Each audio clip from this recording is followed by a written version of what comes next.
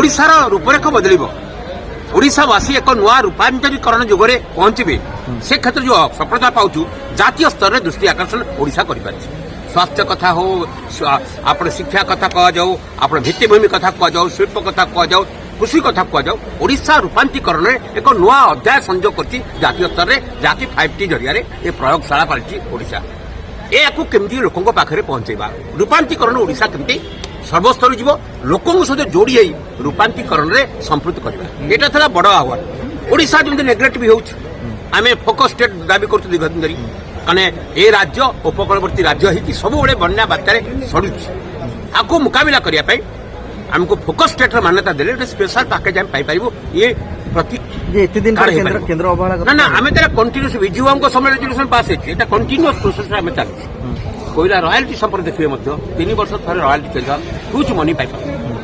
green शेष हूँ 60,000 कोटी टका आदाय है कि आम गोटे पैसा पाऊ आम चाउल ये माने सरप्लस होगी रखी केन्द्र को दबू से नि जाऊनी जो गुरुत्वपूर्ण प्रश्न अच्छी ओडिशार मौलिक समस्या क्षेत्र में ये क्षेत्र में आम केन्द्र पर जमी आम संघर्ष चलता से काम को आगू नबू एवं आम हक पाइबू आम सहयोगितार सहित आम चाहूँ ओडिशा को केन्द्र सरकार सहयोग प्रतिवाद हम ना नरम एक नरम प्रतिवाद बड़ कथा नहीं आम जमी आम प्रति संघर्ष था से संघर्ष अच्छी आम कठोर केवे आम कहूँ आम हक पाई आम हक नेग्लेक्ट हेनी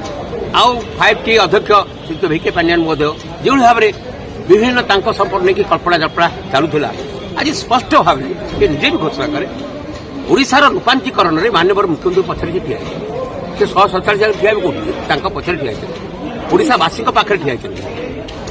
विजु जनता दल ठिया ओडिशा बेसन आस्था विश्वास माननीय मुख्यमंत्री आस्था विश्वास को लेकिन रूपांतरीकरण जो अग्रसर होती पछ पछरे काम 24 निर्वाचन लड़े यहाँ स्पष्ट भाव से ओडिशार रूपांतरीकरण चाहती ओडिशार विकास नुआ रूपरेख देखा चाहते से उत्सर्ग भाव में निरस भाव में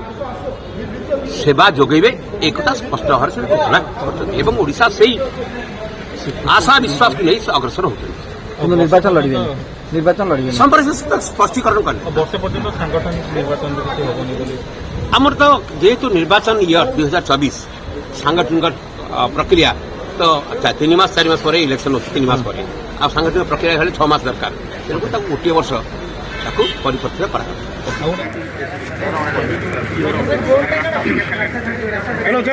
चलो